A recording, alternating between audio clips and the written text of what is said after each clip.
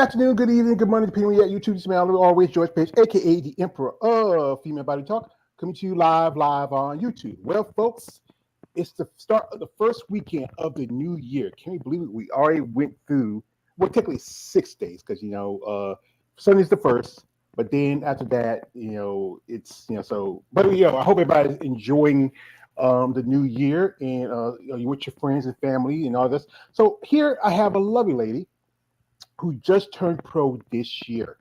Like I said, you want to get them while they're, how to say it in Green Mile, get them while you're young, but she's not that young, but still, she's still a fine lady. She, turned pro in women's bodybuilding in women's 60 overall. And, I tell you, I'm looking for you right now. I would think she's 60. We have here the lovely Mrs. Ginna Cortese. And she will share with us how she started her bodybuilding path and what her plans for this new year, 2024. So, madam, as I often ask you ladies, what got you started in this, as I call it, sport of muscle and masculinity? Please share. All right. You ready for this?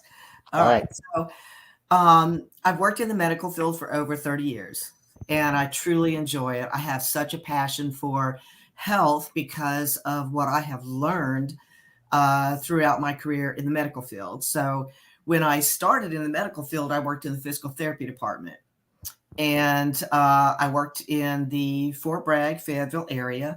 So at that time, I worked in the physical therapy department, and I played wheelchair basketball with disabled vets. And I learned so much just from watching them. Some of them had no legs. They had maybe one arm. They had all these different injuries, and yet here they are out there in a wheelchair, and they're playing basketball like crazy. So I thought they just had so much dedication to good health, the best they could. So after working in the physical therapy department, I met my husband. Being military, we moved. I couldn't find a job, so I went back to school to learn something else. So I started working in a lab. I did that for several years, and I got kind of bored with it. We moved again, being in the military. So I started working in the respiratory department. So I'm also a respiratory therapist, and I've always exercised, but working as a respiratory therapist, I realized how much overeating plays in your health. We had a lot of patients that were on ventilators because they were chronic smokers, or they were on ventilators because they pretty much ate themselves to death, and they're laying there in a hospital and they can't move because they're so big.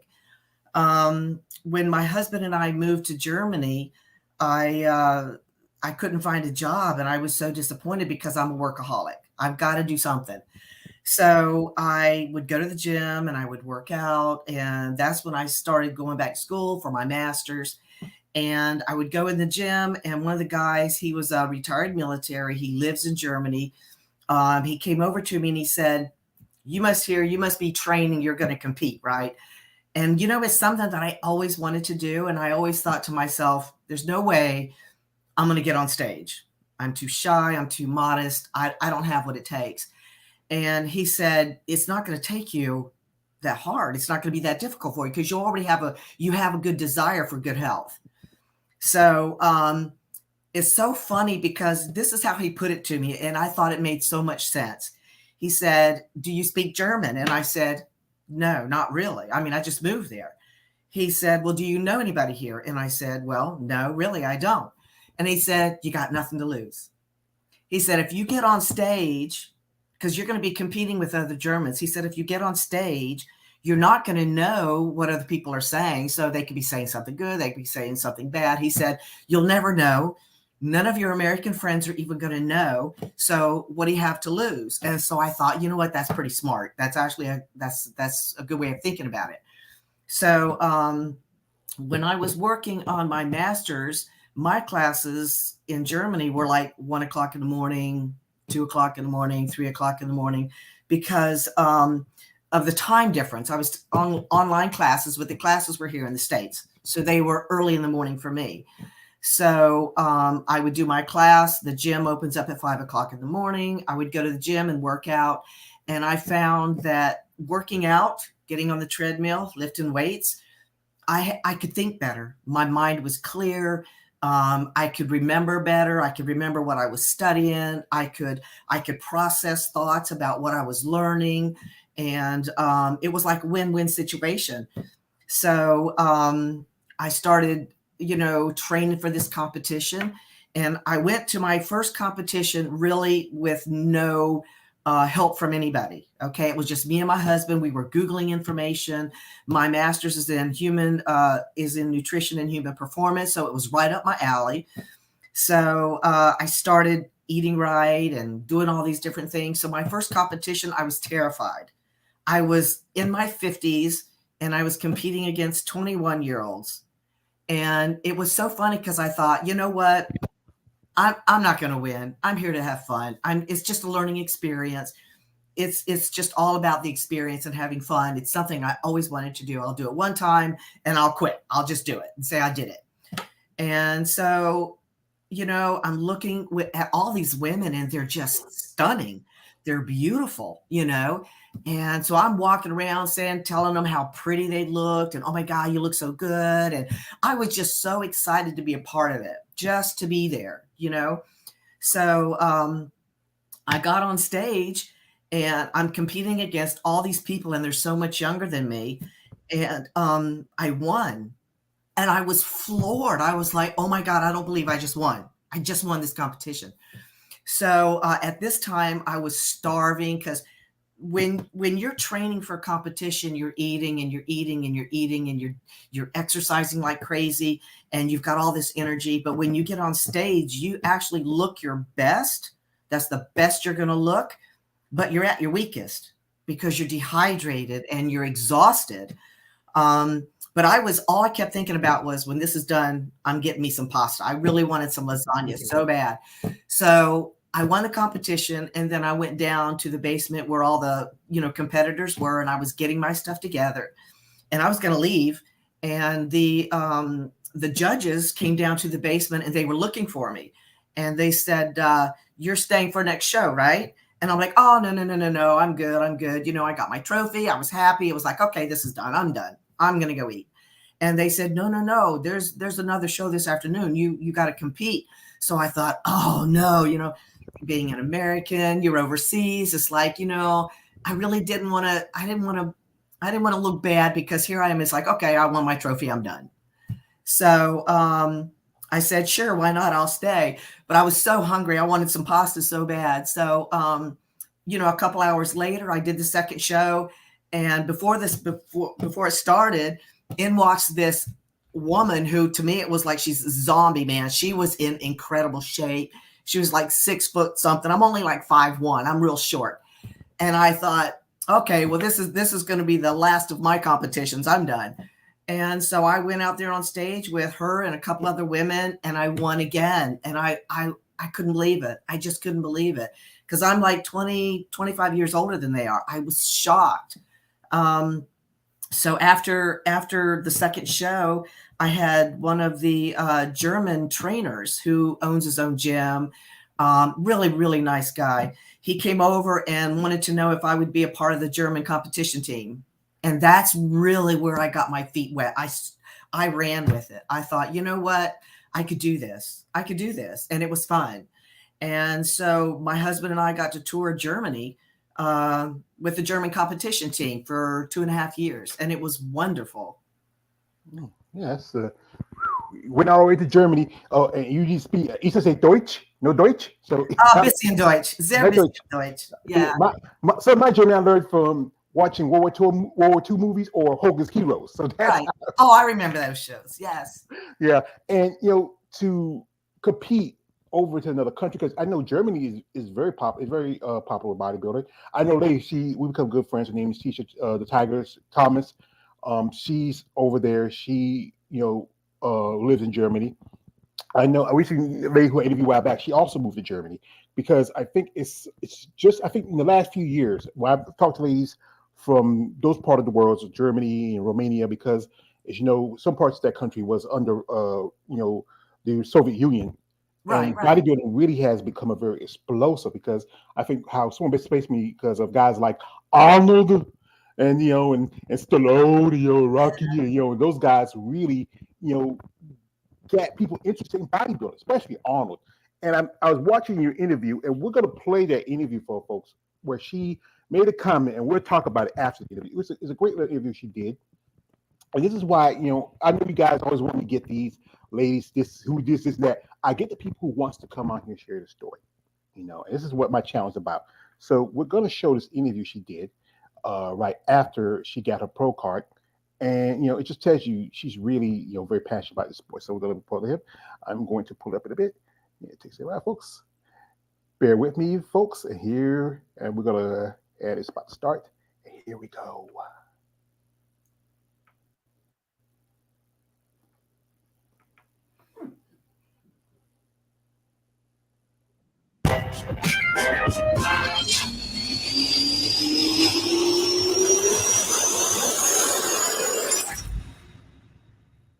This is Neil Cash from NPC News Online. We're here at the 2023 North American Championship with your women's bodybuilding over 60 champion and new IFBB pro. This is Ginna Cortese.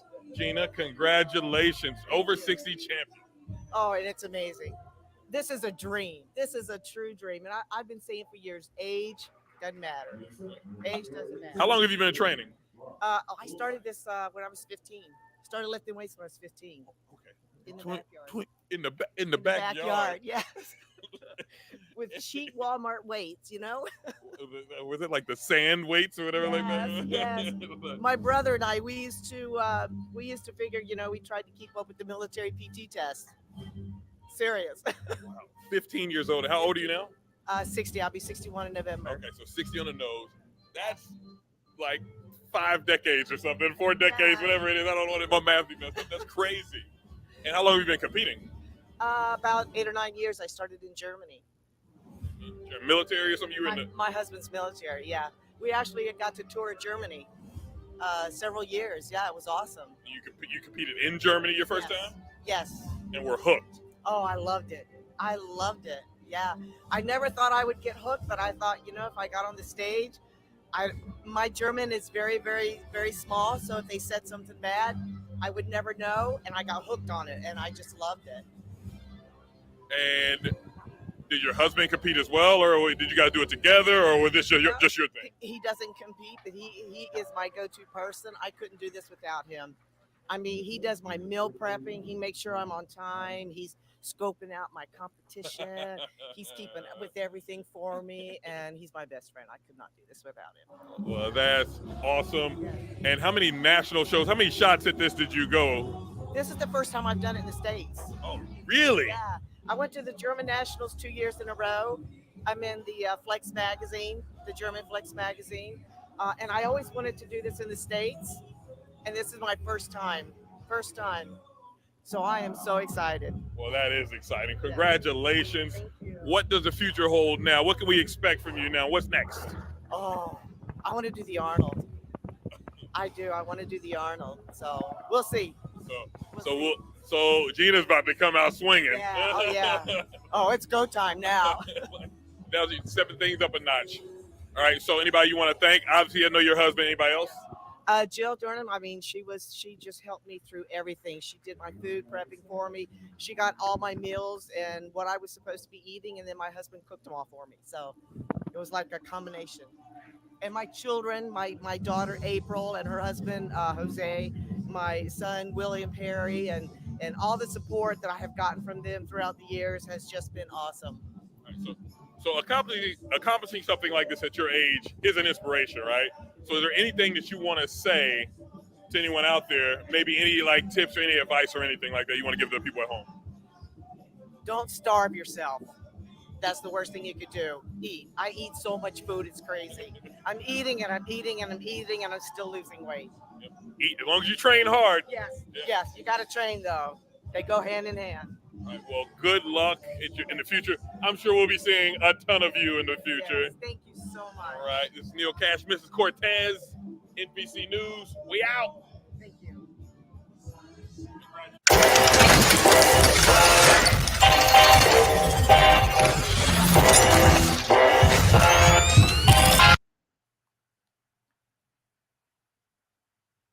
That was just so wonderful, and you were so proud of yourself, there, standing there, and you just do like, you know, it's just really, like I said again, like yourself, and your husband was in the military. What branch was he in?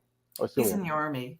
Army. And so I had my oldest niece and my youngest nephew, or my younger nephew was in the Army. So to him, I want to say, as a citizen, we appreciate the sacrifices he had made. And to you being a nurse, I thank you for your service. So, I want to say that to both of y'all.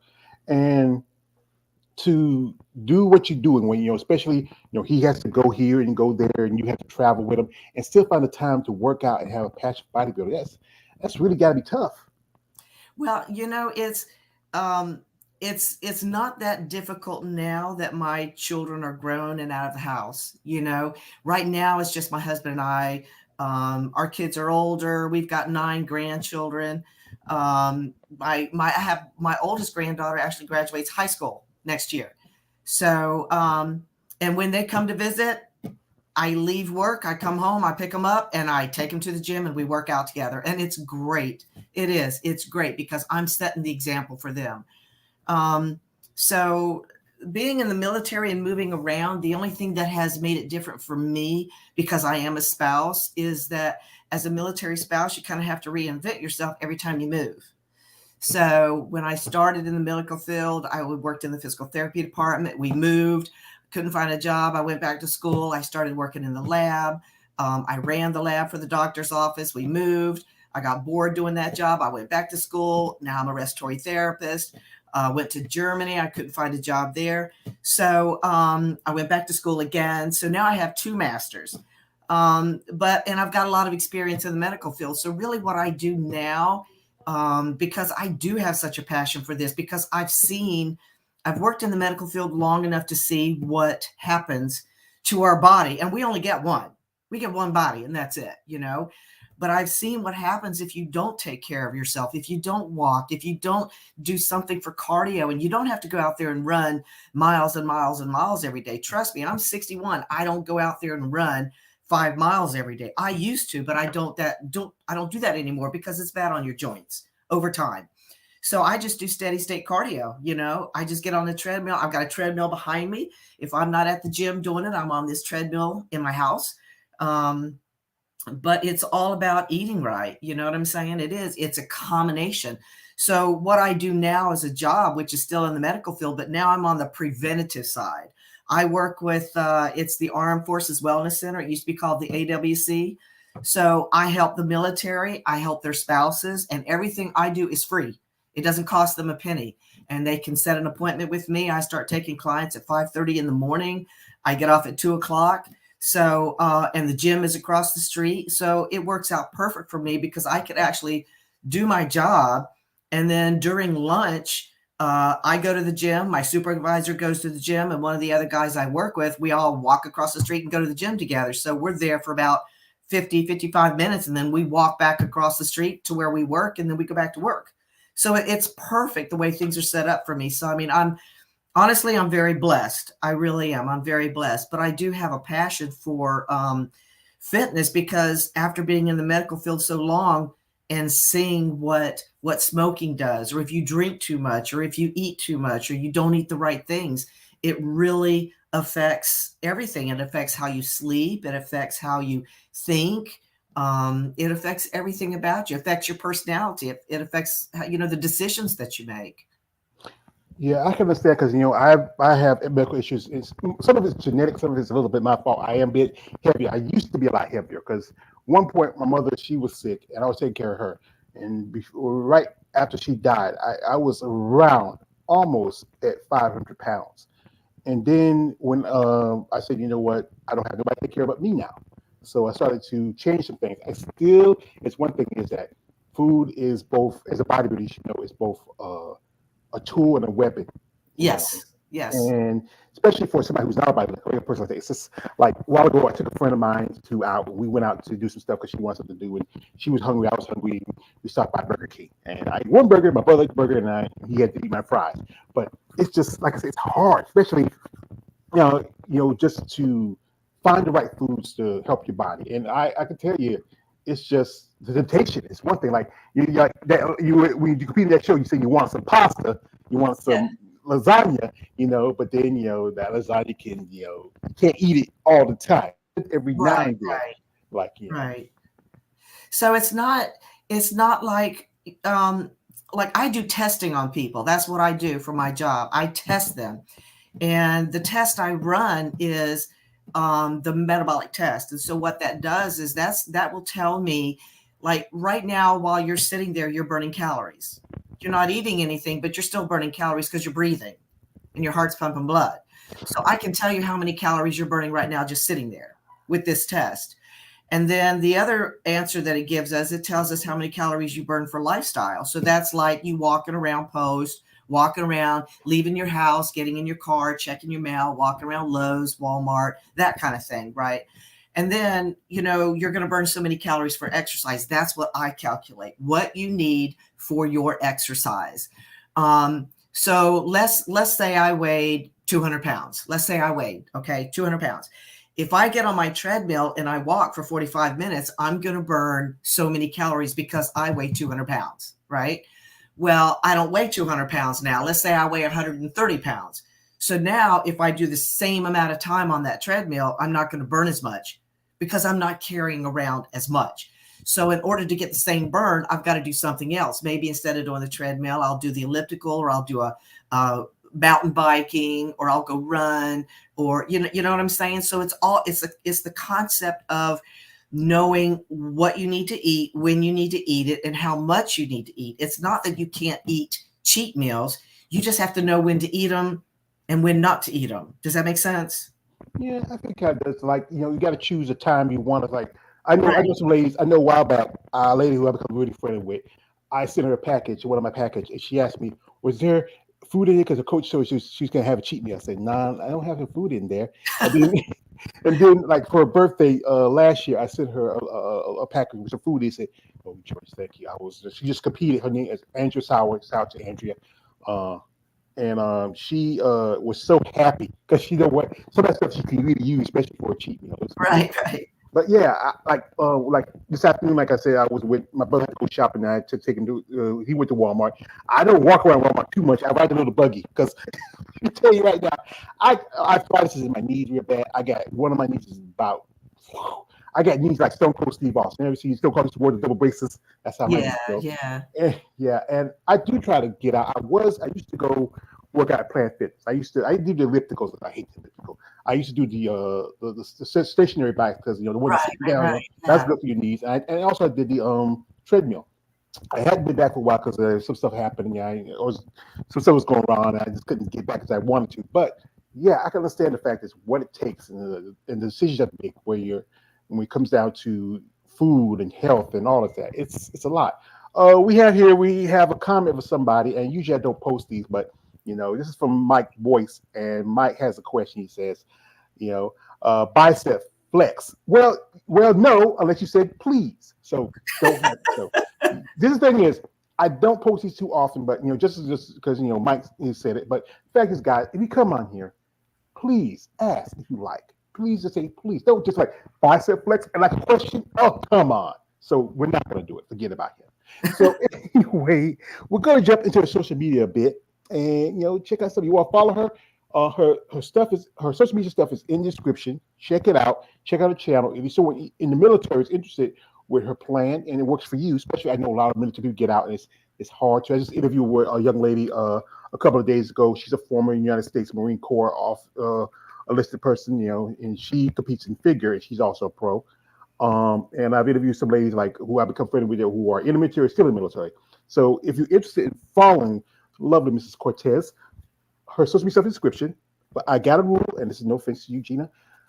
No dick pics. Stop. No, please don't do She has a husband. I've had people do that, and I've blocked them. Because it's like, I'm happily married. I honestly have married my best friend. I couldn't make it without him. I'm serious. He is. I actually asked him out. I met him in the gym. I asked him out, and we've been together ever since.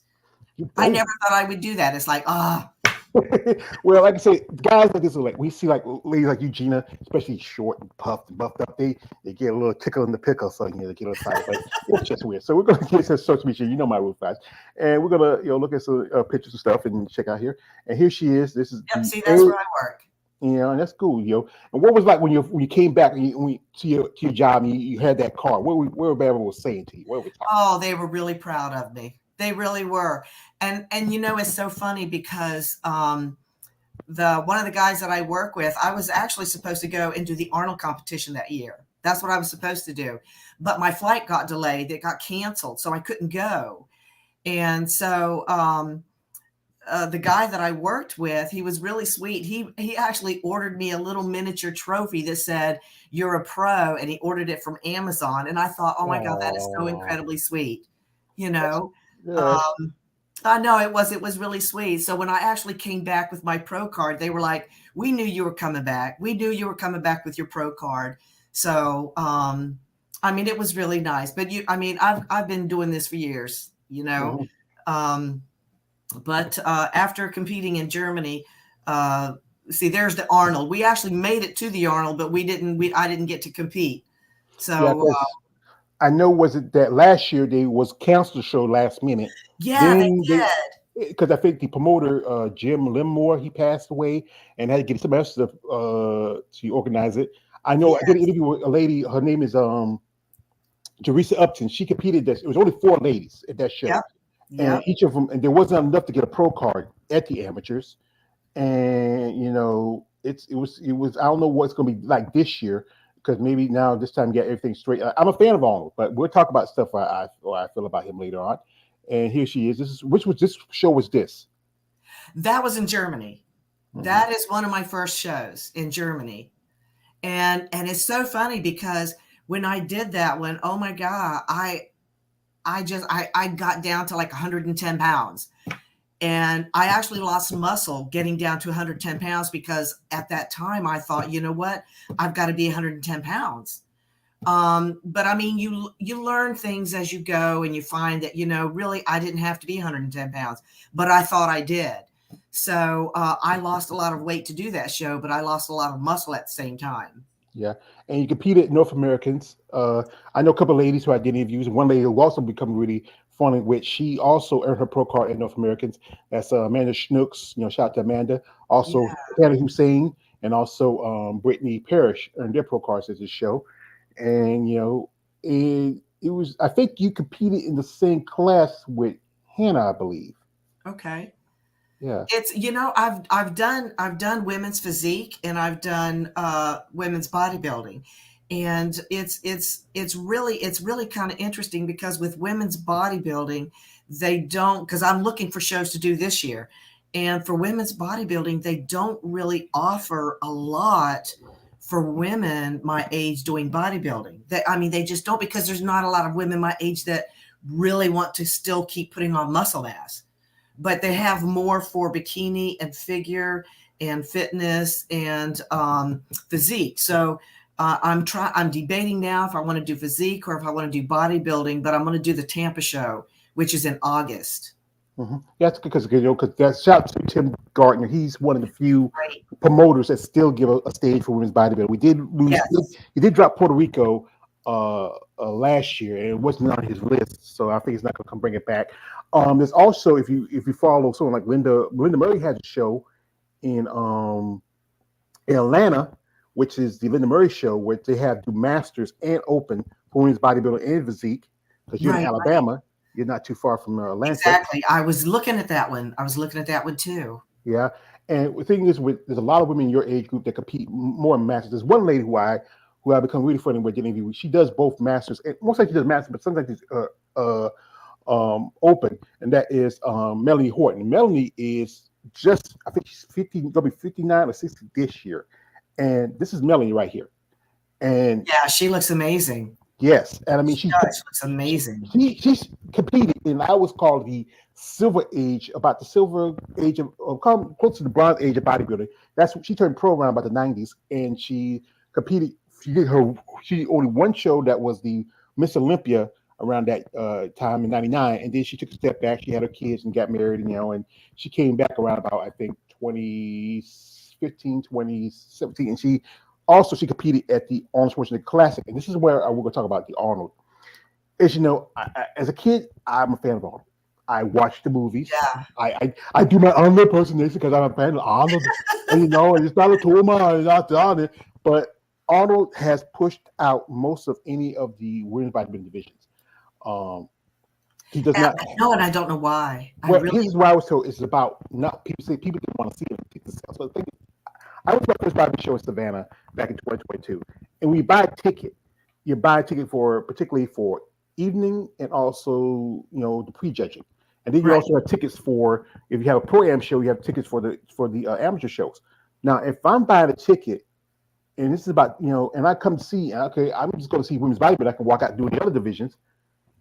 It doesn't make sense, but that's what it said because it's about women's bodybuilding is getting to the point where they feel like it's getting past where it was supposed to be.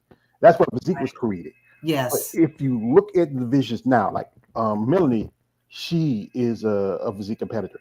Or I did this a while back where this young lady, she's switching over to from Physique to women's bodybuilding. That's Ashley Jones, and I did a comparison with her and this right here, her. Yeah, and, they look incredible.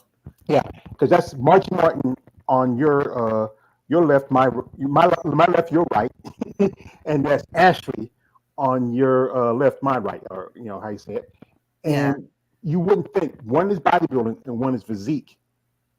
And you can guess which one? It looks to me like the one that's bodybuilding is the one that's on my left. So actually, on number your 13. 13 on your left, that is Margie, and Margie is bodybuilding. Yes. And Ashley, the number 8 looks like Physique. Yeah. Well, if you look at it some little bit, but some people will think Ashley's bodybuilding because her shoulders are much more large. She has those full muscle bellies, and and more lat development compared to. But I think one thing, Margie's a little bit more conditioned and also and more defined. Yeah, more defined. And she's also Margie is a former United States Marine officer. She was a sergeant. Wow. She retired. She last came back in 2022 at the Olympia. She's a one-time competitor, 2-time Rise of Phoenix champion. And I do my content. I've been a fan of bodybuilding since I was, since I was a young kid. I'm 49. You were born in November. When was November? 17th. One of my sisters was born in 17th. You're a Scorpio? Oh, yes. I'm the 19th. My sister Jean. There's 4 of us. Actually my parents had 7 children together, and I 3 of my siblings have passed. And 4 out of us were born in November. My sister Mary was born, I think Mary was born the 11th. Jean was born 17th. Mary was born 16th. I was born the 19th. Wow. So, and we live in like a farm here. So, most of the birthday parties at your house must have been crazy in November. Not too crazy. I think one time my mom bought 2 cakes, and they thought she had 2 sets of twins. I was buying a cake for my sons and her daughters. But yeah, but it is. The fact is that people understand that the visions is about the development as an athlete, and the reason why there was a pushback by pushing women's bodybuilding out because the fact was the vision was getting to a point where saying, well, the women are getting too large, too masculine, So bringing Physique is supposed to be an alternative for those women who were too small for bodybuilding. But now, if you look at the women now, like this is, so there's another picture up here.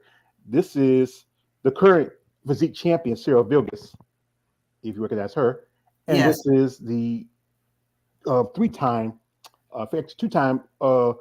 fitness champion, Missy Trescott. And I think she was at my show. Mm-hmm. The one that's in the yellow shorts. She was at my show. Yeah. And if you look at these 2 ladies, you wouldn't think they're two different divisions, because one's fitness and one is Physique. And this is where, as athletes, they evolve and change. The idea was to bring a division that was more feminine, more conditioned. And I know some ladies who are also in your age group who do Physique because it's a lot easier because they don't have to get as much size. Right. And I think maybe that'd be a great test for you, see how you feel, how you fit. Yeah. But it's funny because, and I know this is probably going to sound crazy, but to me, when I go to the gym, like my favorite, I love doing buys and tries. I absolutely love it. and shoulders. And it's, to me, it's like the best feeling in the world. Well, one of the best feelings in the world to do buys and tries and leave the gym and feel like my muscle is so pumped that it's just going to explode out of my arm. I love it. I love that feeling. It's empowering. As a woman, I think it's very empowering. And it really feels good. I've had some young military men come over to me and say, you know, you're very intimidating. I was going to talk to you 2 weeks ago, but you're very intimidating. And I kind of laugh at it because I'm like, I'm such a nice person. I don't care. Anybody can stop me and talk to me. And I'll always stop and talk to them. So, but it's really empowering to be able to do that, especially at my age, and to feel like, you know, if something was to happen, I could take care of myself pretty good, you know, and it does feel good. Mm-hmm. It really does. Yeah, it's quite a few ladies who are in your age group that's getting into sport, because you know many can sport late in life. Back in the day, there wasn't that many women who were like. I think there used to be a woman who's maybe at the oldest, maybe over 40. You know, Yes. one lady who was a fan of that's Krista Bach. If you guys who follow my channel know who she is. But now in the last few years, there is an explosion of women of maturity, muscle maturity coming in here. Women in Yes. their 50s and 60s. I mean, you know, I think I had a friend. She competed with a lady who was in her 70s. Yes. And she got her pro card. Yes. And it's about the passion for the sport, and you have to have passion for it. Now, you say that's your favorite is buys and tries. What's the one you don't like? I know it. Legs. I hate doing legs. Oh God, I hate it. I hate it. I do it. I do it. I really do. And you know, the gym I'm going to on post, it works out really good because they have this green area where it helps the military with their PT test, where it's a push pull, and I've already done it and I've marched it out, and it takes me, because I'm so short anyway, I do lunges all the way down one side. So I'm taking like 30 steps, and then I'm not taking a break. I'm taking 125 pounds and I'm pulling it all the way back to the other side. And that's one set, and I'm dying, and I do 4 sets. But I'm telling you, I hate doing legs. I do them, but I hate them. I hate them. I hate them. I like to, like, what they always say when I do when my time, like I had a couple ladies on who say you love leg day. I said, you got to be freaks. Yeah. I mean, it's like that. Ever saw an episode of Chappelle's Show when you know, Charlie Murphy talk about how he met Rick James, and they go back, and Rick goes to Eddie's house, and he Eddie Murphy, and they beat his legs, and how Dave was like, you know, Rick going like, what about my legs, Eddie Murphy? What about my legs? I mean, that's how leg day is for a bodybuilder. I mean, it's tough because you know what? This is not, like I said, this is not an easy sport to be in. I mean, especially for a woman. You got to think about it. I'm always say this with the men. All you got to do is wear banana hammock and a pair of board shorts.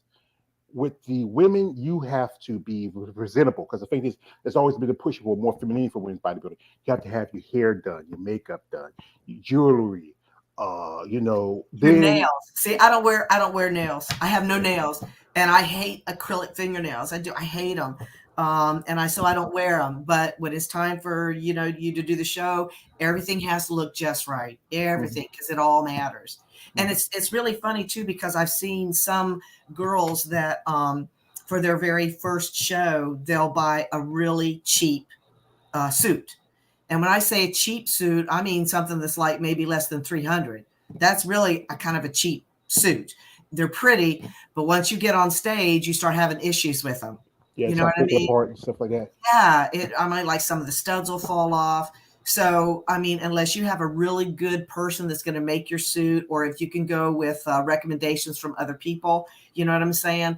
A lot of my suits, they're like $600, and they can get into the thousands, but they're good suits, you know. So you want to hold on to them. Like I've got 5 or 6 suits that I'm not going to get rid of because I don't know if I'm going to use them this year or not. And I don't want to spend the money when I've got all these other suits, you know what I mean? But at the same time, you don't want to always wear the same thing, you know, because then the judges, if you get the same judges, they're going to be like, okay, well, I remember this girl. This is what she wore last time. You know what I mean? But if you have a good suit, and it does matter, when you get on stage, you're going to feel good. You're going to feel good that, hey, this looks good on me. I feel comfortable. I can walk around and it's not going to fall out or fall off, you know, or nothing's going to mess up. Something will pop out. Yeah, exactly. Yeah, and that can happen too. Yeah, I remember there was a bodybuilder. Her name is Denise Messina. If you ever heard of her, she was competing in a show, and one of her, because she had very large boobs, one of them popped out at the bottom. It happened a couple of times. Also, I've seen a video where this one lady, while her posing, her strap just bust. Yes. Sometimes, I mean, the suit can be good. It's just the fact is that sometimes some things can happen. And with a suit, that is the thing that for you ladies, it's one of the biggest costs. Other Yes. than which you got to pay for your coaches, your trainer, your gym time. I mean, the food is also it's a necessary a necessary evil and also a tool as a bodybuilder. And it's just so much expensive to be It in really competitive. can be. It really can be. But I mean, like I said, it's just my husband and I now. So I mean, our kids are grown, they're out of the house. So and my husband is still active duty, and we go to the commissary. I spend a lot of money on ground beef, and it's a lot cheaper for me to get it there than it is if I was to go to Walmart or one of the other grocery stores. But Sam's is good too, though. Sam's is really good because you can get stuff at Sam's if you have a Sam's card, and they're really not that expensive. But we have two really good freezers, deep freezers, and it's stocked. It is stocked with food. And I cook probably 2 big meals every week. But my husband and I, we go through 7 dozen eggs in like 5 days. We eat a lot of eggs, egg whites. I'm not like it. I never had a taste for them. Yeah, I mean it's tough, and like I said, it's good that now your kids are grown, and your son's name is William Perry. Yes, I know. It's so funny because I've never even called him that. I always call him Bud. I always say, "Hey, Bud, how's it going?" I've never called him by his name. He was named after a really good friend of the family, whose name was William. And then of course I didn't, we never even thought about it till later. But man, William Perry, he's football player, But Did he ever play football himself when he was younger? No, he wrestled in high school. And oh my God, now everybody in my family's tall. I got the short gene. Everybody in my family is like 6 foot something. So my son is like 6'1", 6'2". When he was in high school, he was the strongest kid in his high school. But I mean, he was massively built. But my son was like one of these kids, man. He could sit down and eat 4 or 5 chicken breasts, and then he'd eat a half a box of cereal, and he called that his chaser. But he was big. He was big. He was a big kid. Yeah, that reminds me of my older brother. He was the one who really got me to bodybuilding. But he used to work out. He played football here. We call my brother James. His nickname was HeMan. They call him HeMan. He was pretty good. He went to college for a couple of years, but he, like any country boy, he wanted to come back home. He left college after that. Yeah. And he really was the one who got me into bodybuilding because he used to collect the muscle mags. And like I said again, I grew up about the tail end of the Arnold Schwarzenegger era. Arnold was going out. Lee Haney was coming up. Dorian Yates. And then when I got to my teenage years, the women kind of just it brought out a certain personality in me. It made me smile. Let's put a smile on that face. It's funny. Dana Lynn Bailey was probably one of my favorites. And I've met her. I met her in Germany, and I actually waited in line like 2.5 hours just to talk to her. But we have the very same build. She's probably 25 years younger than me, but our build is pretty much the same. She's short like I am, and she's very muscular. And I mean, she looks great, but I have followed her, and I just thought, man, if I could look that good, I would be so happy, and it's just about trying to get yourself you have to feel good about yourself. No matter what the outcome is, you have to feel good. Yeah, I think a lot of ladies love Dana Lynn Bailey because I've done interviews, especially in the physique division. They love, but me personally, my favorite. Growing up, my favorite was people like I loved like Juliet Bergman, beautiful physique, Angela Langer, Vicky Gates, Laura Quayval, Susan. A lot of beautiful ladies. Good part of the 80s and 90s. People like Bela Ash. One lady who I particularly love, and I'm always going to bring this up. This is something this is. Oh, yes. And she's phenomenal. Yeah, and she was. This is a friend of mine. Her name is Eunice Kitchen, and Eunice is also with Eunice is like 59. Yeah. If you mean Eunice, Eunice was over. She was at the Olympia because she has her own company called Bad Rap. I'll send you a link if you want to check her out on your IG. She was there. She had the magazine, and she signed it for me. Oh my God, that's awesome. Look Yeah, at you. I love her. I love her. And a while back, I can't get a little jealous. I got a homeboy. He does live stream with me, and I get a little jealous every time. His wife Tina, she's a beautiful lady too. She works with Andrea's coach. And this is my man Big Keith. Like Keith, get your hands off my Oh, woman. that's awesome.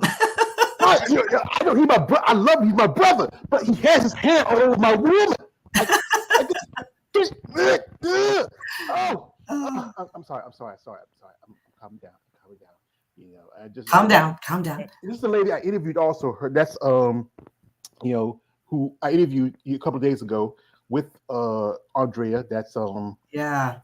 Yeah, she looks amazing. Yeah. I mean, I'm like I said, I know I sound like I'm a stalker, but I'm not. But it's amazing though. It's to look at all these women and that they have put so much into it. It's not, it's like a full-time job. It really is. Now, if you've got kids or if you have a job or if you're in school, I mean, that's so much on you. You still have to get sleep. You know what I'm saying? And I mean, those women are just absolutely beautiful and they spend so much time and so much dedication. And they say no to a lot of things, no, I'm not going to have that glass of wine. No, I'm not going to have that pizza. No, I'm not going to be able to go out with my friends, because I have to train. I have to do this. And it's a true commitment. And to look at their bodies, it's just amazing how you can sculpt the body to look that pretty. And it's just amazing. It really is. And to me, age isn't a number. I don't know if you're familiar with Ernestine Shepherd. I don't know if you've ever heard of her. No. When I was in school and I was studying all this stuff, somebody had said something to me about her that gave me her name, and I looked her up. You'll have to look her up. She's the most amazing woman, and she has been so inspirational for me to keep going because she was in her 80s, and she still competes. She's amazing. I mean, she's just incredible. And to know her story, to read her story about how she got started, it's sad, but at the same time, it's like, man, that really, her story, her working out and getting in shape and continuing to do this has really made such an impact on so many older women because she didn't start in her 20s or her 30s or her 40s. I think she was 50 something when she started. And are you looking her up? She's incredible. It's Ernestine Shepherd. She's incredible. Okay, let me see. Beautiful woman. Her up. Shepherd, and let's see. Oh yeah, I know. I've seen this lady. I know who you're talking about. Yeah, she does interviews and stuff. I'm gonna pull. She's amazing. She's amazing. Yeah, I mean, I think she just saw that she turned. I think she's 87 now. Yes. And you look at her, you wouldn't think, she was that. She was that old. You wouldn't think that. I mean, yeah. I mean, look at her face. I mean, she looks beautiful. Yeah, and the thing is, she's got a great smile, and her. You know what? It's her personality. That's what really struck me the most is when she talks about health and wellness and being in shape, and she talks about how it really made a difference in her life, that she could influence so many other people to do the same thing. It's all about, it's a combination of exercise, and you don't have to go out there and go crazy. You really don't. It's not like you have to go to the gym 7 days a week and spend hours and hours and hours. And I mean, you can have a beer every now and then. You can have a glass of wine every now and then. It's just the consistency of being active and all that's, and that what that's going to do is I want to be around as long as I can for my grandkids. I've got 9 grandkids and I want to be around a long time. I really do. I can remember taking my daughter's kids and putting them on my shoulder and doing lunges all the way to the playground, and for them it was fun. But for me, it was like a leg workout, but I want to be around for them as long as I can. I want to be around. I want to be here to see them graduate high school and go to college, God willing, nothing crazy happens, Yeah, I think, we only have one life, and, some of us wouldn't mind being immortal if we could be. If somebody said, you'd be bored, I find something to do. I have a hobby, We're going to pull up this picture of the lovely Miss Yes. Shepherd. Now look at this lady. Oh my, she's beautiful. Look at her smile. Look at her physique. She is amazing. You know? Yeah, because I've seen, I didn't, the name didn't catch me when we said it, but I've seen pictures of her. She's done a lot of interviews and stuff like that. Was when she was 82, but now she's 87, and I think she's still in good shape. And she's good in health. The healthy lifestyle is a tough lifestyle to do, especially with so much temptations in there. Like, well, after the North Americans, where's that thing that you wanted? That thing that was calling your name. That thing that you wanted to. What, after a competition? The number one thing I want, it's lasagna. I love lasagna. My mother-in-law, my husband's Italian, and my mother-in-law, well, she passed away this past year, but we used to go to her house all the time, and she made the best. She made the best lasagna I've ever had in my life. So they live in Connecticut. My husband's from Connecticut, and the first time I went up there to visit for Thanksgiving, she made this huge spread of all this food, made the great lasagna. I ate some of it. And then after dinner, this is the craziest thing. In North Carolina, we can't do this. So she puts it all on the back porch. She puts all the food on the back porch. She covers it and puts it all on the back porch. And I'm thinking to myself, okay, why are you doing this? This is going to go bad. But believe it or not, it's so cold in Connecticut that you could actually put the food on the back porch as long as it's screened in, so no animal comes and takes it away. And the food is fine. You do that in North Carolina and some dog is going to come carry it away. You know what I'm saying? Or raccoon or exactly. possum or, something. Yeah, I tell you the truth. There's a time after we, like, especially after we done eating and Mom don't want to throw certain foods in the trash, she said, throw it in the field, boy. And we threw it in the field, and we know we're feeding those wild dogs and stuff like that, whatever else. But yeah, I can tell you, but that's good that, she was a lovely lady. Come think of my mother, and she was a good woman. It's good that support of your family, especially your son, your daughter. And, you have any more family that support your bodybuilding? My in-laws, all my in-laws, my husband's family, my daughter, my son, my grandkids, and it's really sweet. I think we went to El Paso to visit my son, and one of his youngest daughters said to me, she said, Grandma Ginna, are you famous? And I said, no, I'm not famous, And she said, well, I've got you all over here, because my son had Googled my name. And so my granddaughter's scrolling through her phone, looking at all my pictures, and she goes, you are famous. You're all over Google. And I thought, wow, that's so funny. I mean, it's sweet. It is. It's really sweet. But it's nice to have such support from my kids. It really is. And they, and they're in great shape. My daughter's active duty, and they eat really healthy, and she's got the exact same build that I do. But she's got longer legs than me. Everybody's taller than me. She's like 5'6", I think. So everybody's tall except for me. But I mean, I really love it. I really do. And I couldn't do it without all the support, especially my husband's. Oh my God. He's my best friend. When I am at my weakest and at 1 o'clock in the morning and I'm laying in bed and I know I have to eat before my show Saturday morning, he will wake me up at 1 o'clock in the morning and he'll say, here's your food. You need to eat this because you're getting on stage in a couple hours. I mean, that's like such support, and it's really awesome. Yeah. And he's in great shape too. He's military, so he has to stay in shape. What is his rank and position? He was the command sergeant major here at Fort Rucker, but he's retiring, so he put in his retirement pack. But so he's a sergeant major at one of the airfields. He's ATC, air traffic controller. Yeah. So but I couldn't make it without him. Oh my God, I tell him every day how much I love him, and I tell him every day I couldn't make it without him because he's my biggest support.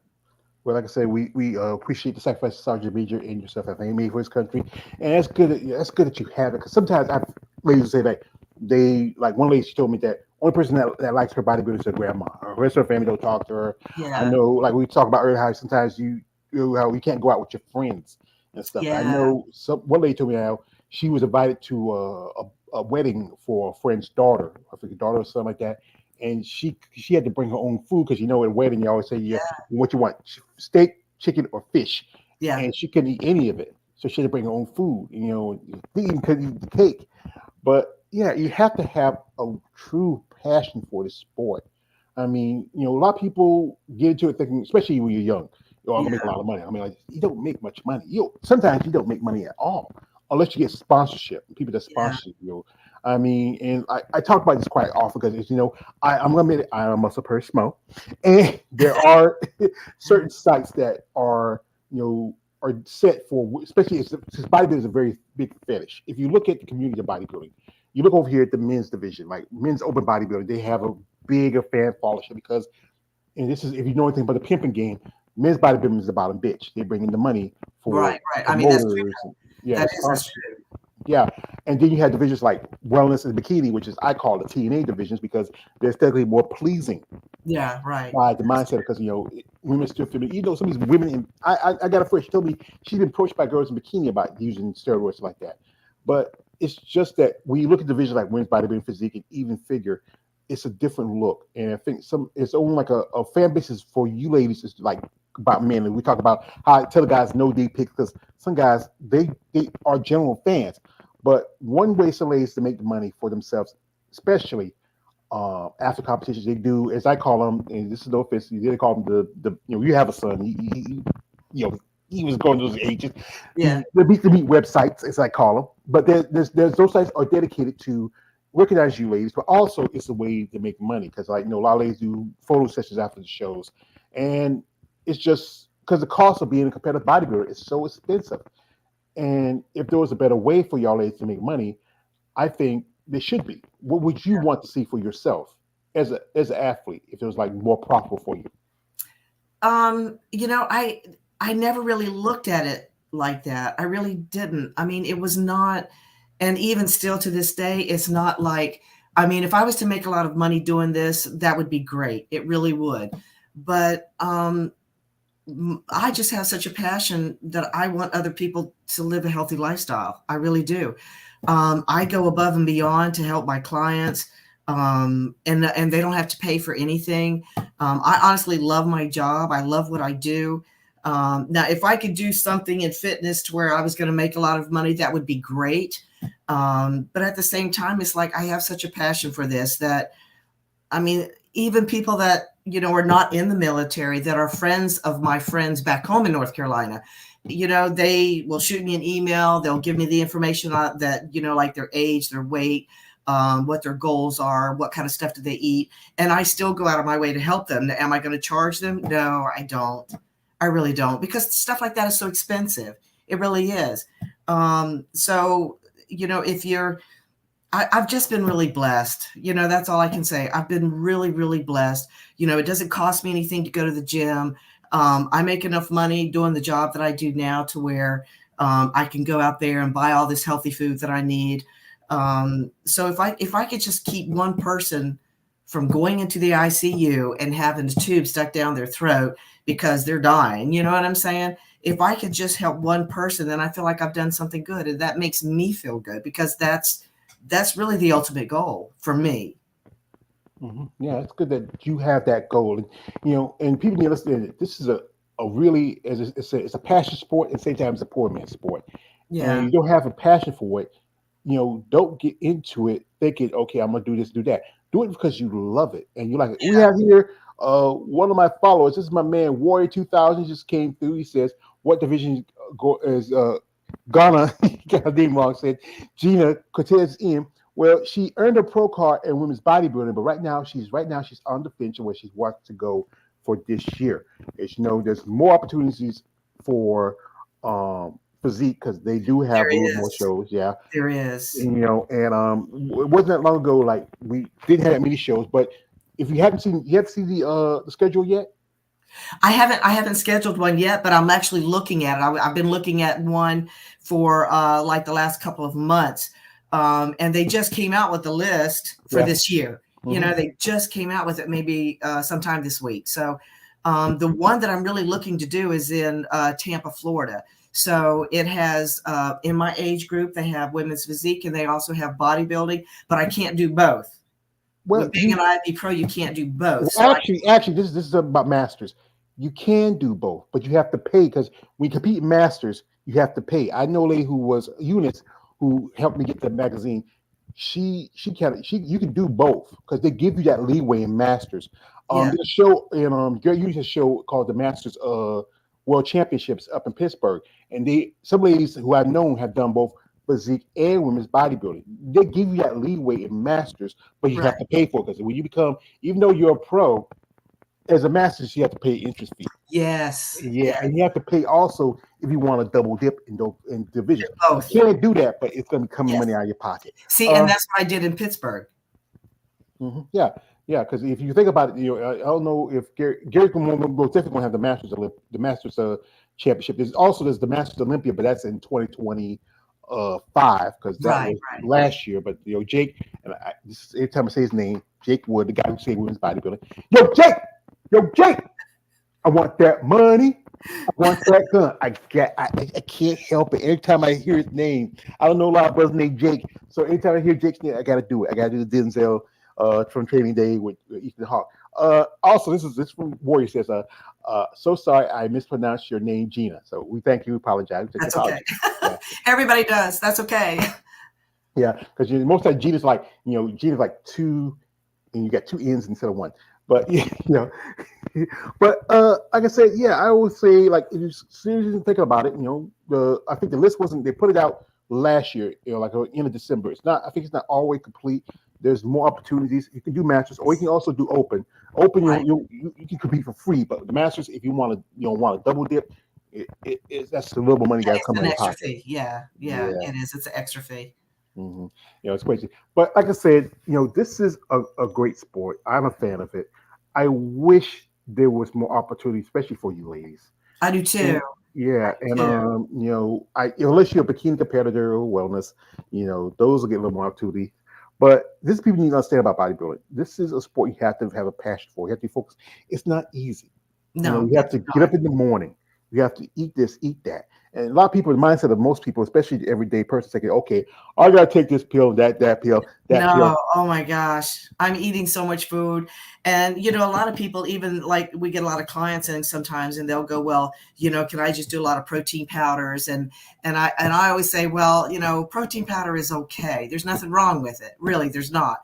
And I might have one scoop a day, or sometimes I might do one scoop in the morning, one scoop in the afternoon. But I prefer people eat food, and I mean like real food, a lot of chicken, a lot of turkey, a lot of salmon, a lot of tilapia. When you're trying to lean out, you want those lean meats, like tilapia is leaner, tuna's leaner. I would rather people eat food than to be popping a lot of pills. Because I mean, in the end game, is that really going to help you? Even those people that pop pills, they still have to work out. You don't just pop a bunch of pills, then all of a sudden, become muscular. It doesn't work that way. Yeah. And you have to be consistent because, one thing you just can't just do it one day and skip. You have to be consistent with your diet. Yes. With your workouts and your coach. Who's your coach again? Who you working with? Jill Durham is the one that I was working with this time. And so in the past, most of the time I did it by myself. When I was in Germany, I did it by myself until I joined the German competition team. And then I worked with a guy named Alex Thompson, and he has his own gym in Germany. And it was awesome. It was really awesome. I mean, to meet all the people that you get to meet it's like the camaraderie.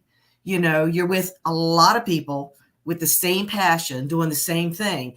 And it's so funny because, when you're backstage, you as if you're going to be there and you're going to watch it, you don't see what I see backstage. When everybody's backstage, I mean, everybody's friendly. I mean, they're friendly. They'll talk to you. They'll tell you, hey, you got to do this, you got to do that. Or, your suit's doing this, or, your suit's messed up, or let me tie your suit, or you need to get spray tanned again. You're not dark enough. Or when you're backstage, the camaraderie is amazing. It's like everybody's family. Now, when you go on stage, it's go time. It's a totally different ballgame. And that's what's so funny because I think one of the shows I did in Germany, it was hilarious. My husband's in the audience and he's watching, and I was just out there having fun. I was just grinning from ear to ear because I was so happy to be there. And I just to be a part of it was exciting. And so, you have a 1 minute pose down. And I didn't know that, but you get a 1 minute pose down. So the idea was you just, do certain poses in front of the judges, and then you move around and do another pose. And I thought, okay, I could do this. So all these girls were following me and I was oblivious. I had no idea. Okay. I'm just looking at the judges and I'm doing a pose and they would follow me. And then I would get out of the way because I'm thinking, okay, I was crowded. I'm getting crowded. So I'd move somewhere else. They would follow me. And then I would move somewhere else and they would follow me. My husband said it was hilarious because they kept following me. I'm the one that won the contest, but they were trying to keep up with me. And I had no idea. I was so clueless. I was blind, totally blind, didn't know what was going on, but I was just having fun with it, you know? And that's the idea. When you're on stage, that's the whole thing. You've got to have fun with it. If you're miserable and you feel like you're just so drained, then you're not going to show it in your face. And the idea, it's all about having fun. You got to enjoy yourself. Yeah, because I think they would probably call you like a mother duck and little duckling. Yeah. Yeah, that's the thing. I like one thing I love, like one show they did with New York Pro, they didn't have the final pose down. That's the especially women's bodybuilding. I love the final because he's like showing off, flexing. Yeah, that's my favorite part. I love that part. Yeah, and I know I think Physique. I mean, I was watching the final pose down for women's Physique. It was kind of boring. I mean, just like I said, no offense to women's Physique, but they need to really like I was watching like Layla do the interview a while back. Her name was Sherry Priyami. Sherry and another lady were doing like it's called the most muscular, but we call it in the smoke mirror the crab pose when they're like flexing. And they tell you they don't want women's bodybuilders to do it because it's too masculine, but it's a great pose. It's like it shows your traps, your shoulders, and like I said, this is what I learned in from my years of being a muscle spur smo. Like one thing, you're backstage, and and that's one thing somebody told me that sometimes that's like, but it's tough. But like we just admire you, ladies, and what you represent. Yes, there's some guys who might get a little bit weird, but we just find it's just something about you changing the aspects of what's considered feminine. You're changing what people, women supposed to be soft, and especially growing up, you grew up in North Carolina, and our women around here a little bit soft. You might see some women lean, but you're developing the body to a certain extent that it's just something. Some people might kind of like be like, other people might say, wow, you get that and you talk to people like Ginna Bailey and those ladies who really put in time and work this sport, and you gotta respect and admire them. This is why I think bodybuilding needs to be more recognized. People, like I said, only people recognize bodybuilding from, like, I always say, two people you say about bodybuilding. That's Arnold and Lou Ferrigno, the Incredible Hulk. Yeah. And if Kai Green, Jay Cutler. Oh my! I'm in a magazine with Kai Green. I mean, he's amazing, and I've met so many of them. My husband and I went to a lot of the FIBOs. They're like these big, huge bodybuilding events. Yeah, and they're like they last like a week. And you meet so many people out there, and just talking to them, it's just really amazing to hear their story, what brought them there, and you know what they're all doing behind their little booths? They're sitting there eating. Everybody's eating. Well, you got, like I say, you got to feed the muscle, because you know what? People got to understand, muscle it doesn't build on its own. And like I said again earlier, it doesn't take pill and powder. It takes work. A lot of determination. I mean, you put work into it. Like, one thing I would say about this sport is that, as a following something like this, I think it should be more, benefits to being a bodybuilder, not just all the health stuff like that, but also, like, one thing is, like, if something happens to you, like you being a military wife, you have, benefits, stuff like that helps you out along the way, and you're lucky enough that you don't have to worry about it as bad. But I think it should be spread out more for competitors. It's tough. It wasn't that long ago we had a series of deaths that happened. And then, financial strains of the sport. I think there should be more assistance. Like any major sport. Like, you look at football. I got my partner Keith, I just showed her my woman. He played in NFL, and he still gets a pension from them. I think those are little things that I think you should get when you put your time in sport. I mean, we come to see you competitors, we come to see you ladies and men on the stage, and I think there should be more benefits to it, other than the fact that would be nice. Yeah. I agree. I do. I agree with that. I really do. But to be honest with you, I just don't see that happening. I really don't. I wish that it would, but I don't see that happening. Even when you get sponsored, I've been sponsored by 2 different companies, and you get some benefits, but you don't get as much as you would think. It's not as much as I think it should be more. when you are putting out certain information for some of the stuff that these people are sponsoring you, you know, some of them they don't give you as much as they should as far as like being sponsored. Like it would be nice if they could help pay for your hotel, or if they could pay for part of your food, or they could pay for you know, the fees that you have to pay just to compete alone. You know, if you're going to do one category, you have to pay a fee. But like you said earlier, if you're going to do another show, like if you're doing physique and bodybuilding, there's two separate fees, you know. Now it is different in Germany. When I lived in Germany, if you do more than one show, you're only paying one fee. But it's not like that here in the States. If you're doing two separate categories, you have to pay two separate fees. So it's not the same here in the States as it was in Germany. Now, I don't know, you know, we've been gone from Germany for several years, so I don't know what the deal is now. But when we were there, you could compete in different categories and you only pay one fee. And I think they should do that, you know. Mm-hmm. It would be helpful. Also, especially to amateur, you're not making a lot of money. Yes. Get back some of the entrance fees, especially for the women. I agree. You know? But like I said, we all know money is about money. You know, it's just how it is sometimes. You just wish that it could be better for you. So, folks, like I said, we're not gonna hold the lovely lady too long here. You know, I know she just got off of working out. I did. Yeah, she's probably it's time to eat. It's time to feed the machine because how many meals do you eat a day on your average? About 5 or 6. I'm serious, about 5 or 6. Yeah, that's one thing people can forget, that you have to be, because like sometimes. Well, you know, I'm very fortunate though, because I work in a dream place. I really do. I work at a place where I can go there at 5 o'clock in the morning. My first client comes in at 5:30. When they're gone, I mean, and I eat, my first meal is at 4:30 in the morning, like clockwork. After I do my second client, I'm eating again. And even if I stay busy with clients, I can at least take a drink of protein powder or maybe some muscle egg. I love that stuff. And it's just egg whites, flavored egg whites. And I can sit there and when I'm doing a test on somebody, I can drink it. So I'm still getting food in, you know. And then I work across the street from the gym. So, I mean, to me, it's like the perfect world. I could eat all day long while I'm at work, and you can't beat it.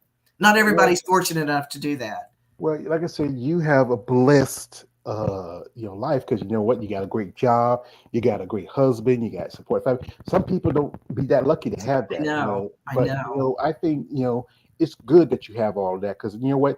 This helps the sport when you have, you brand new people, fresh blood. I talk about how we need a lot of younger people coming in, but it's people, it's yourself who are the much mature generation who come in the sport. Who this is like, that's why we have the Masters Olympia. That's why we have master shows, because I think it's an explosion of people finding their path in this sport of bodybuilding. People who were fans, some ladies who walked away from the sport and had their lives and came back. I saw some ladies, I think, that did a couple of shows that competed in the 80s and 90s, and now they're pros. I know, it's crazy.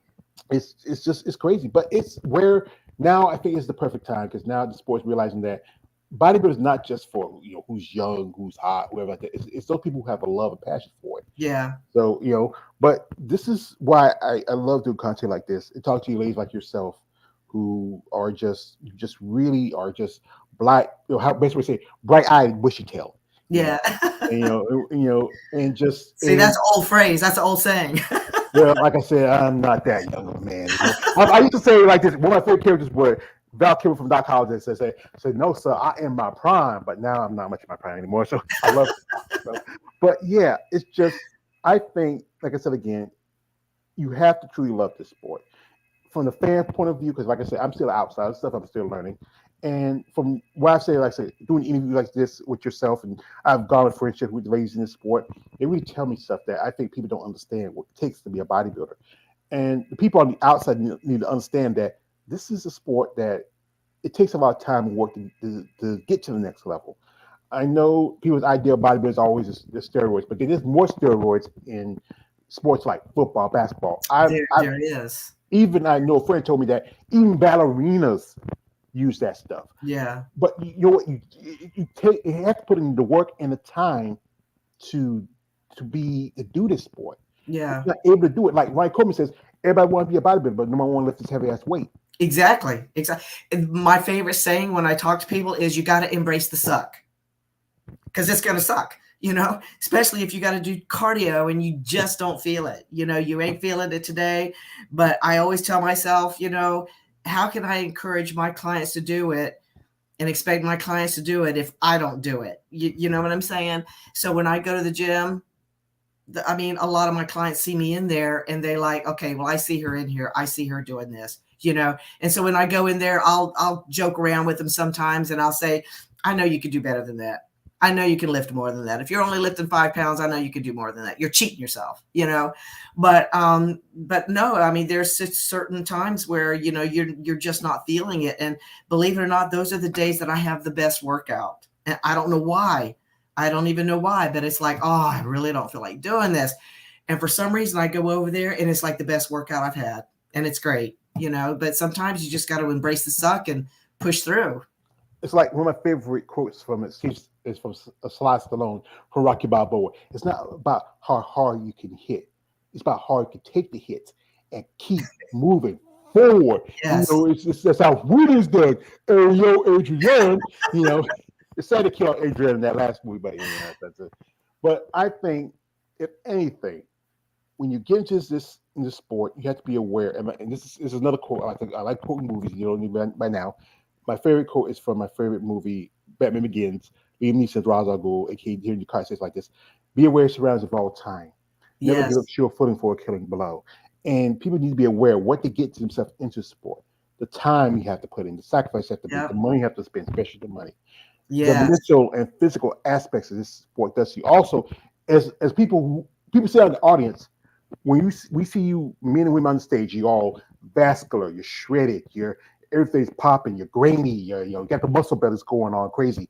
But then you have to realize these people are, I think we can say, you said again, you're dehydrated, you sleep deprived.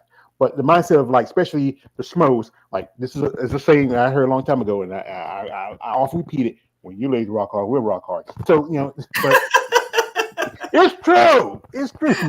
That sounds like something my husband would say. Yeah, because I heard a long time ago. I used to go on this message board thing. It was a chat room. We talked, and these guys told me how because it's just a look to you women, it's just something different. And I think it maybe not comfortable for everybody else, especially the everyday John Q. public, or or how to say the military pogs, POG. Yeah. But for us fans of the sport, we respect your commitment and passion for it and the consistency it takes to get the sport. And now that you're a pro and now you're going to step with big dog, what would you like to see for yourself going to this 2024 season? I want to come in better than I did this past year. I really do. I want to see how far I can take it this year. I'm looking into several shows. I'd like to do something a little more local so that I don't have to fly. Like Georgia would be nice. Tampa, Florida is not so far. But I want to go in looking stronger. I want my legs to look better this year. So I've been training legs really super hard, and it's killing me. Oh my God, it's killing me. But I keep telling myself, I got to embrace the suck. I got to embrace the suck. And I just got to keep doing it. You just got to keep going. You have to be consistent, and it doesn't happen overnight. And I do know that, Mm-hmm. Well, like I said, that's the one point about bodybuilding, it's consistency. And if you still love the sport and you have a passion for it, go ahead and do it. This is one thing I heard. It was when the job no longer becomes fun anymore, it's not worth doing. I agree. Yeah, I had quite a few jobs coming up. I used to be a workaholic. I used to work in a gas station when I was 16. I was working in a textile by the time I was 25. I was working that job for 13 years. I was working here and there. Also had a job working. I like to talk because it's one of my favorite jobs. I used to work in a gentleman's club. And it was kind of fun, but still sometimes it was a slow night. We're thinking my girls were very happy. Yeah. But this is one thing that my other guy says. He often says this. This is my other guy. He says this: what doesn't make you stranger makes you stronger. That's true. Yes.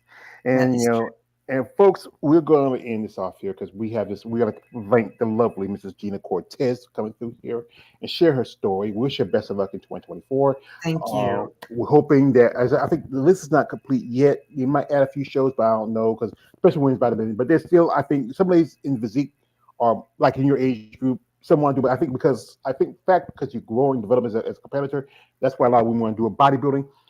Maybe more promoters should be out here maybe giving opportunities for women's bodybuilding, as you know, but it's always going to be the TA division to get the attention because the fact is they're the ones that are more aesthetically pleasing by the everyday person. Yeah. But, as I said this, one thing I think we can really use is more people sponsor people like yourself. And that helps. Like I said again, it really does. It plane really ticket, does. your room, your Something. little stuff like that. I know there's some guys out there who's like, hey, Ginna. Yeah, my little soldiers got a sign when I saw you, but no, stop that. This is somebody's mother, somebody's grandma, somebody's That's wife. right. That's right. I agree. But this is what you should say. Miss Cortese, I have a plan for you. So we will work something out. We want you to represent our company. We will give you this idea, see if you like it, and then we will pay you for your time and anything that you need. We want to see you grow as an athlete. That's what we want to see. But like I said again, it's take a lot of work, a lot of time. But if you're passionate, committed about it, I think you can go very far. I'm praying for it. Let's pray for it. So, like I said, folks, I hope y'all enjoy this upcoming weekend, the first weekend of the new year. Yes, thank you. I hope y'all sober from the last weekend. Yes, definitely. I don't drink. Yesterday one of my friends was at the hospital. I took him home, and I went and got some Chinese food, and I came home with sleep, watching television. But I did have a glass of wine. I did have a small glass of wine. Very small glass of wine. Very small. It's getting smaller now as we're talking. Well, anyway, I'd like to thank you for your time. Say, danke. Thank you. We got all shout to. I gotta give a shout out anyway because he has a stupid question. Michael Boyce, bicep flex. I mean, man, come on, you gotta do it. Say please, say thing. You may gotta step back a little bit. There she goes. There you go, Michael. You got a little flex. Okay, so go ahead and put away your tissue and your napkins. You're all right in your lotion. I also want to thank my man Warrior 2000. Thank you for coming through, brother. Appreciate your time. Anybody watch this video, share, comment, subscribe to my channel. Follow Ginna on social media. Support these women's sport of bodybuilding. Support all these athletes, men and women. This is a tough sport. It takes a lot of time, takes a lot of money, there's so much to it. You have to truly, be all what these people go through, and you got to respect it. So, but also, if you follow Ginna, and this is my rule, I know I keep repeating verbatim. No D pics. No. Or the master sergeant will come get you. One day you might find a jet line to come in and say, Sarge, where's the jet line? I don't know. You never know. But like I said, support people like Ginna and all these athletes in the sport of bodybuilding. Give them opportunities to shine as stars. We need women like her because truthfully, you gotta love the sport. And like Sid Radical said that, everybody wants to be a bodybuilder, but no one lift this heavy ass weight. Yep. Yeah. That's true. Yeah. Well, ma'am, I appreciate your time. I wish you all the best of luck. This is my wonderful. We say thank you. I love this movie. Batman Begins at the end when Jim Gordon says to Batman, "I forgot to thank you." He says, "You never have to." I love that movie. I just Well, I enjoyed this very much. This was great. I'm glad you enjoy yourself, and that's what I want to be entertaining, also informative. That's why I try to make it really fun. So, folks, hope you have a great weekend. Appreciate you coming through. Follow, subscribe, comment, support. These ladies in sport of bodybuilding. And this is your man, always George Page, aka Emperor of Film Body Talk. Don't subscribe. I am out. Have a good afternoon and good evening and good night. Good night.